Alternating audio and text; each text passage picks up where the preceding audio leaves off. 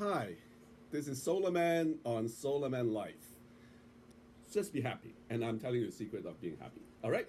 So the second thing I like to talk about, the seven secrets of a successful inventor is to be curious. Now, I'm a very curious person since I'm very young, and I never learned things through my teacher or through the school. I learned everything myself because when I see something, I would just keep on asking question. Why? And it makes me happy because when you are very curious towards things and you get the answer, I mean, it really feeds your brain with pleasure. I mean, just very much like when Archimedes discovered how to solve the problem of flotation. He had the Eureka moment. Eureka is just like almost like instant euphoria when you say, "Hey, I see the light. I saw the connection. I see something that's totally new." And that's also part of the process of being funny, because funny or humor involves seeing something in an unexpected manner. So perspective is everything when it comes to invention. So very often, it's not so much the solution that you are trying to look for, but rather the question you want to raise.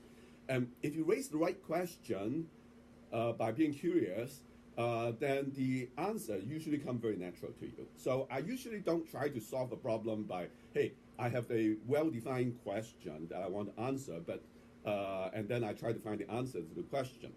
What I usually do is I would look at the problem and look at it from many different angles to see what's the difference these different perspective would give to me, and then I find the difference between these perspective, and then I would see, hey, there's a new way to do things.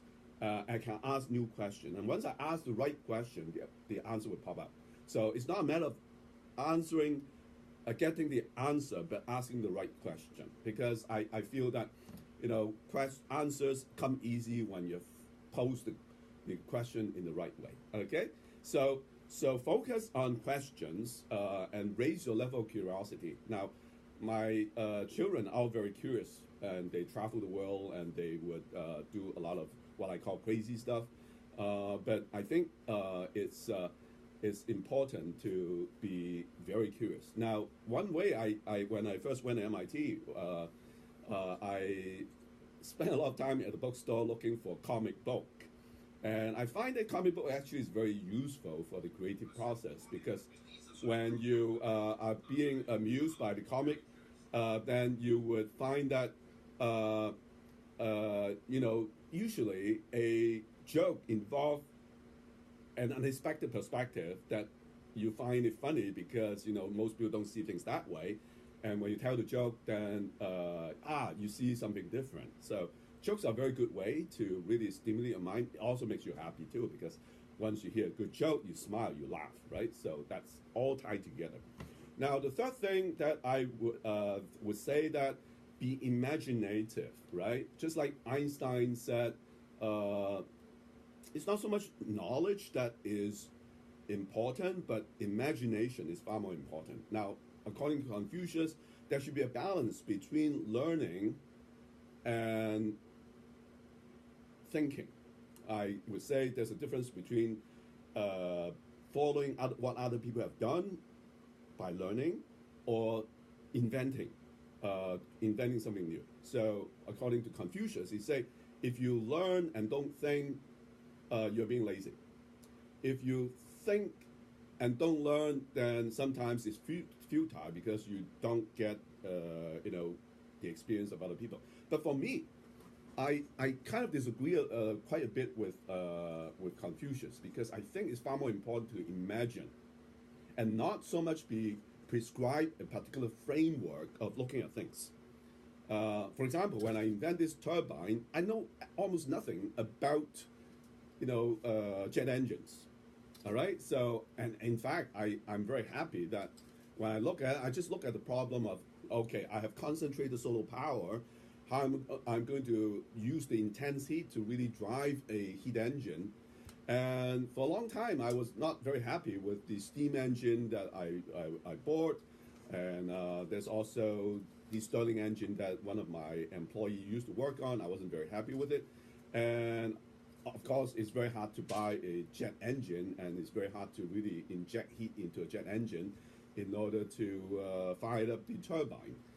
So almost it was, I wouldn't say reinventing the car, because what I found is that my perspective is so very different that I don't follow the trends of other people. So be imaginative means that you would try to expel whatever framework that other people have done for you and create your own. Be imaginative. You know, human beings are intelligent because they can imagine life and death. They can imagine the future. They can imagine 10 years down the line how what they're doing. So that makes people intelligent.